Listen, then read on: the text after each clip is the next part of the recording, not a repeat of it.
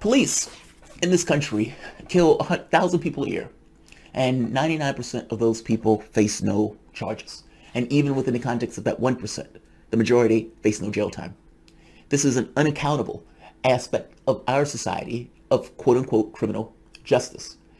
This is typical norm, an odd thing. This appalling perspective, this appalling number is somewhat normal, except for this year. Because when they killed George Floyd, it just so happened to set a resonance across the country where all of the tension in this country that was built up from all of these years, even from the standpoint of the virus, from the standpoint of wages, from the standpoint of lost jobs, and yeah, from the standpoint of seeing another black person killed in the street unnecessarily, the potential energy erupted. You had protests, not just all across the United States, but all across the world. And within the US, you had protests all 50 states. The tenor of the public itself changed to one where a Black Lives Matter thing is not non-mainstream anymore. Or the perspective of the public looking at cops, find them less trustworthy. Even from the standpoint of the talk that African Americans have had for decades about the way the cops behave, the public finally moved to the point of agreement, or at the very least belief. So things have some degree changed. Whether those changes are final and instantiated going forward, who knows? But at the very least, the perspective of those things have to some degree shifted. If you're a cop, I would imagine you have to basically reconcile two things. The philosophical aspect of your responsibilities as a cop and the practical aspects of what you do as a cop. Meaning, what is your job? What is your role? What are you supposed to be? Who are you in juxtaposition against the society itself? You have to deal with those questions. And whether you answer those questions or ask yourself explicitly or implicitly through your actions, an answer forms. You can either be proactive about it or not. I'm asking something very, very basic. What is your job as a cop? And is your job as a cop to preserve life? Is it to preserve limb? Is it to preserve property? And for that matter, is it to be a steward of the society with pushing this notion of justice, as subjective and impossible of a thing that is, over just this notion of imprisonment? We have 25% of the world in our jails. That number again is appalling. We have private corporations that will pay politicians to put laws on the books that make it that much more likely for somebody to end up in jail in order to help their profit motive. Utterly and entirely disgusting. But again, we go back to this notion of what is your job as a cop? Yes, there's a societal aspect to this because in a real sense, they send cops to do the job that the cops can't do. The cop can't do anything to fix up a society. The cop can't do anything from stopping a community from being alienated. A cop can't do anything about some of the laws that are in place that basically, let's say, push them to act a particular way or to criminalize a particular group. I'm saying that there is a culture from the standpoint of the way cops talk and relate to one another, and trying to get one cop to police another cop seems to be almost impossible. Will it happen on probability? Yeah, of course. Is it the norm? No. It's a blue line, as they call it, for a reason. I'm going to show you the video that's been released from Tutao. Now, Tutao, and from his perspective, that's in the video, is his perspective of George Floyd being murdered. He's arguing that, look, it's not my fault. I didn't, there was nothing I did wrong here. And showing the video footage is his way of trying to get across, see, I didn't do anything wrong in this process. I would argue this video is more damning just by virtue of what cops, again, what is your job? What are you supposed to stand for? What is your mission statement? And just based on this video in and of itself, various aspects of the mission statement were completely ignored. And I would make the point that it's ignored all across the United States. He's not a bad apple. He's part of a particular police culture and was trained and operates in that way, just like people in other cultures operate in the way they operate. It's just so happened these are cops. I'm going to show you this video, parts of it. And I'm going to show you something that he said that is mind-blowing, and it is more damning than I think he realizes. I understand that he released this video trying to say I wasn't involved. But here's the thing. If you, me, and 5 other people rob a store, I'm the getaway driver, meaning I have nothing to do with this process. I'm nowhere near this process. If anything goes down, if anything goes wrong, if any of those people get caught, I'm going to jail too. It doesn't matter that I didn't open the door. It doesn't matter that I have the gun. None of that stuff matters. You were there. You were in that moment, and you had a certain job, philosophically, in fact, and morally, to do something. And fact of the matter is, the culture that you're operating in doesn't even have the doing something as a real option. Let's see Tutao. Welcome to the Soapbox.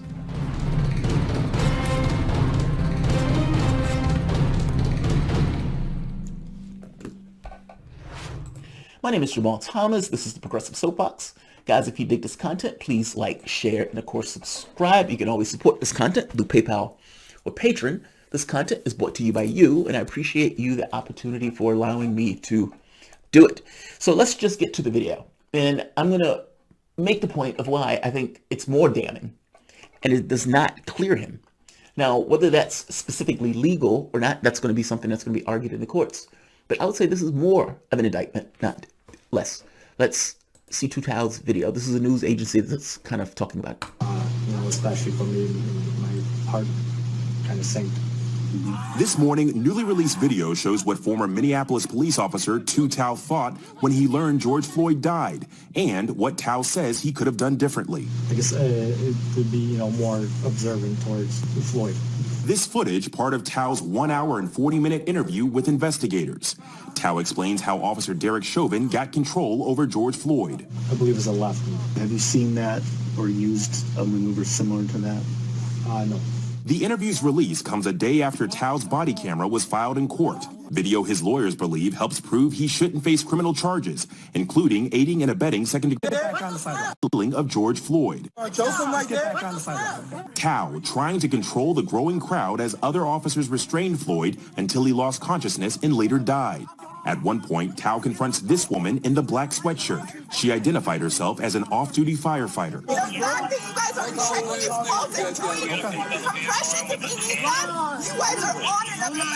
They're killing him. They just murdered him. The audience stood there. Now the catch becomes, in real terms, real life, real world reality, 4 men are murdering another man. Whatever thing else you want to say about it, you can put cops, you can put people. The real world truth, the real nub of the reality is 4 men murdered another man. 1 put his knee on his throat, and the other 3 basically put his knee on other parts of his body also. None of this was within any context of ensuring he was going to get medical attention. None of this was in the context of ensuring that he was already subdued, so you can take. None of that stuff was done. Overt pressure on a man's throat for 9 minutes. Now, you can add a layer to that and say, okay, but they were cops. But at the end of the day, though, they're just human beings. The context of it does matter. I mean, we've wrapped them in certain authorities that are under the law and everything else. But the reality of it is a crowd of people watch 4 men murder another man. And she's trying to say, look, you need to pay attention to him. Now, his argument is, yeah, I guess I could have paid more attention to Floyd. The problem is, as he puts it here, when asked, he makes the point, it is not my job to check on Floyd. Yeah, they're saying, get off him, get off his neck, look at him. Suggesting what? Check on him. Yeah. Check on him? Did you do that? That was not my job. In court. That wasn't my job. Wasn't my job. I immediately went to Minneapolis police's page on mission and values. Let's take a look for a moment. Because, again, this question of what is your job matters, infinitely so. We recognize that public safety is not just the absence of crime, it's the presence of justice. Great. We are truthful and ethical in all we do, say, and write. We hold each other accountable X that one out. We build and rely upon trust of our communities. Yeah, X that one out too. We do not engage in conduct, public or private, that will sully or shame the department. But that's just it. There's laws on the books pretty much in every country in the United, or every state in the United States, that one officer can engage another officer to prevent that officer from going too far. Meaning, if we're at a traffic stop, one officer takes out a gun and says he's going to blow my brains out. The other cop has a responsibility to ensuring that I get out that alive and that his partner, who's acting over the top, gets subjugated in some way. In real world terms, though, that's not exactly how that works. These guys are all basically working together, see themselves in the brotherhood, has a certain identity associated with being within that system. And when that system is under stress and under pressure, the people within that system get closer together, I imagine, just like any other system. In this very specific case, people, that community who they say you're supposed to trust, you just murdered somebody in the middle of that community, not just in the middle of the community, around the world could watch. It's appalling. The idea that you as a cop, I just read the mission statement, that it was not your responsibility to ensure that the person who you were taking in was alive, is problematic to me. If your officer was indeed doing something that you say you've never seen before, which I don't believe, the reason that Tao didn't respond to this is because this is normal policing. Everywhere across the country, every cop probably said, wow, there but go the grace of God, go I, because that looks like normal policing, which is why the other cops didn't respond or didn't act in any particular way as if anything was going on that was weird. They casually murdered him because this is the way they carry out their jobs across the United States. It's not a bad apple. The entire thing is rotten. And in this case, you just got to see a sliver of it. It is his responsibility, all of theirs, every last one of theirs, to ensure that Floyd get out alive. If your job as a cop is to protect the community, that community also includes people who are not necessarily having their best day in the way that they are behaving. And as you engage them, there should be some responsibility for you as a cop to ensure that this person gets out alive, and you do everything in your power to ensure such. Why do I say it that way? It's because it's your job. If your job is law and order and protecting the population and those type of things, well, that guy who you're subjugating is also part of the community, part of the population. And if you're going to argue to me that it is not your responsibility to ensure that your partner doesn't murder that guy, then yeah, I think you're complicit. If you're basically, yeah, we're standing on him. I saw the guy do this maneuver that apparently I've never seen before. And despite him doing something that I've never seen before, I just stood there, casually talked with him, and just stood there and waited for the 9 minutes until he died. But I didn't have anything to do with that. Well, wait, you're a cop, right? Don't you have a responsibility for that man's life? It wasn't my job. Look, your job should be subordinate to humanity. The thing that's real is you. The job is not. I understand you may get money from it. I understand you may have an identity associated with it. All of that stuff is true. And we accrue those things around us as we kind of maneuver our way through a particular organization with cops, teachers, whatever. But in this very specific case, his job as a cop, in some part, is to protect life and limb, even if that means protecting it from your own. And in many of these situations where people are shot in the back, shot not holding a weapon, where the cop is planting evidence, well, many of these cases, the partners go along with it. That's why you can't tell me that they're good cops, because they stand by and let these horrible cops do these horrible things. And I think this is more prevalent than a lot of people would like to admit. He's guilty of sin. Based on the own mission statement, you're guilty of sin. Your partner sat there and murdered somebody. You say you've never seen him do a hold like that before, meaning your partner did something that was atypical. And because it was atypical, it looks like you would have more scrutiny on the actions, especially as it pertains to the person who's laying on the ground, especially when that person stops moving. They kept his knee on his throat another, 3 minutes after he stopped moving? And so, yeah, Tao, you need to go to prison, dog. I'm not a big fan of sending people to cages, but you murdered a man. Or worked with a guy to murder a man, second-degree murder. At no point did you live up to your responsibility to stop that officer. Probably never crossed your mind. At no point did you even care enough to check the pulse to make sure he was alive. Again, probably never crossed your mind. And in your head, I'm just doing my job. And my job just means I need to subdue and just work with the other officers in regards to what we're doing here. Why are you charges on me? There but for the grace of God go I. Because that could have been any officer in the United States. So Tao may feel like he's not culpable in this, but you were there, you were helping, you had a philosophical and a job responsibility to ensure the dude was alive, or at the very least did your best to ensure that he was alive. You failed on all those counts. So yeah, Chauvin might have been the one that put the knee on the throat, but you were there helping as he did that. I don't understand how you're not culpable and responsible for this crime. So we'll see what, the lawsuit and how it goes. But at the end of the day, that clip and his response is horrifying. If you were walking on a bridge and you see somebody in the lake drowning, let's say it's a kid or something, do you jump in and help? Now, the catch becomes, man, if I jump in, it's going to be a pain in the ass. I'm going to have to find a way to get back up. The water's probably going to be cold. There's going to be a current. I don't really have an energy to do this. But do you do it anyway? Because life matters more than those things. Meaning, you jump in because it's a life. And you recognize the value of that life. And you try to get that kid out despite all of the hardships that you have to endure and go through in order to save that life. Or do you just walk by? Which one is more ethical? Now, either response, believe it or not, is fair game.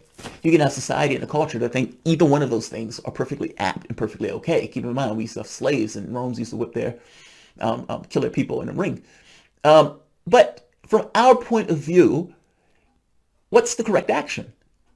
Well, again, it depends on what you think about life. Does life matter more? In the case of being a cop, and you have this philosophical responsibility of trying to preserve life. Yes, order, but trying to preserve life. And even some degree of philosophical responsibility of doing that as a human being with your own likes, dislikes, difficulties, problems, pushback on you taking a certain action. I get it. I'm making the point that in the same way there's a cost in jumping into the water and saving that kid. There's a cost. And a cop stopping and saying, wait, we need to check on this guy because I think you're going to kill him. That would have been to the benefit of Chauvin. That would have been a benefit of Floyd. And it would have been a benefit of the other guy who is also being prosecuted right now. They would have been pissed at you, yes. They may have called you bad names, yes. But again, that's the cost. It's the fact that life, on some level, should matter more. And I understand that's an ideological position. Fuck it, I'll hold it. I mean, the most precious... You have a person that basically has the ability to conceive of the world to which they exist in. They can conceive of the cosmos. They can conceive of all those things. They can even come up with imaginary things like governments and jobs and positions, etc., etc., etc. The problem is people often get so wrapped up in the position or the job that they miss that job is a undermining or under a larger superstructure of actual reality. Do your job, whatever that job is. But oftentimes the job is untethered to the rest or what's in the best interest of the society. Sometimes you get something good. Sometimes you get something ridiculous. Sometimes you get something that's utterly horrible, like AI technology that scans people in, for that matter, creating this kind of dystopian state. There's always a cost in how you operate, how you when you do things. Just because you do something good doesn't necessarily good follow. But again, this is somewhat of an ideological statement of what matters more. To Tao, Floyd's life didn't matter more. So he was going to do his job. The job was the thing that wasn't entirely real. The thing that was real was Floyd and him and Chauvin basically killing him.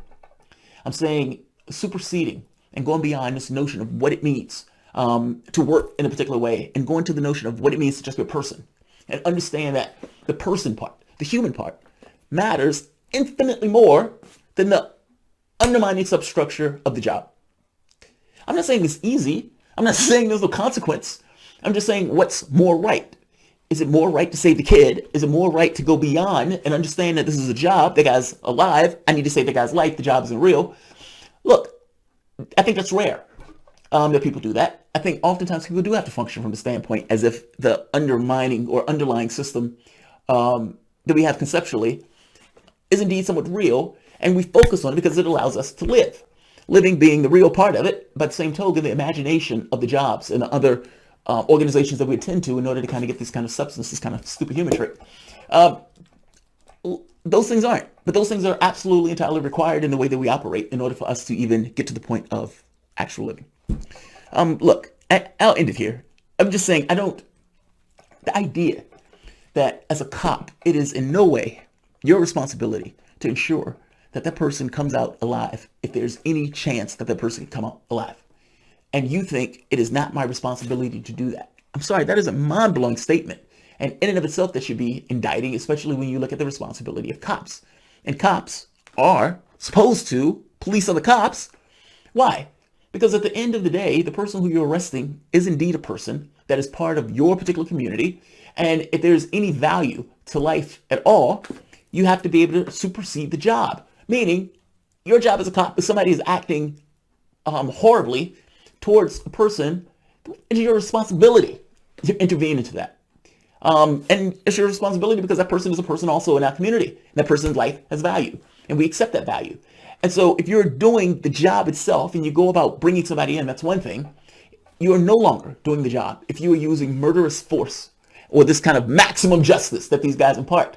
That is no longer doing your job. That's something else. In which case, that cop has every responsibility in the world to hold you accountable as you go about doing it. The thing would show them, though, is that it's normal policing.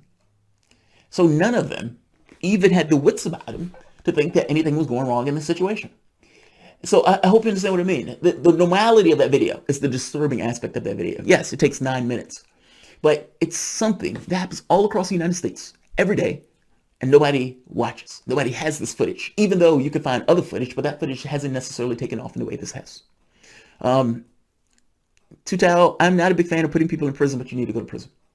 And many of these cops, just starting off, need to be prosecuted when things like this happen with a vigorous justice system to ensure that there's some level of accountability to the job that they involve themselves in. Not to mention the immunity that they get from the standpoint of the law. No, that needs to change. Not just that, even how we do our communities in the sense of investing in communities to prevent those alienated communities, to prevent the need for cops in the first place, where you undermine the very notion and the need for that organization where it can dwindle away, and ensure that those communities aren't left behind and alienated. I want to get rid of the need for cops. And in doing so, of getting rid of the need for cops, or at the very least lessening the need for cops, I can thereby lessen the money that is appropriated to them. Now, whether that's true or not in practice, who knows? You're probably going to get people who are law and order types. But my basic argument, especially now with the way that the public is thinking about this stuff, is that you have two ways of dealing with issues of your society that are problems of alienation. You can invest in prisons and throw those people in jails and end up in a situation where you have 25% of the world's prison or people in prison in your jails. That's appalling. I mean, that's utterly embarrassing. Or you can invest in your communities and ensure that the social engagement and that people are growing up have the means, the cash, the things that they need to get from point A to point B and live their life.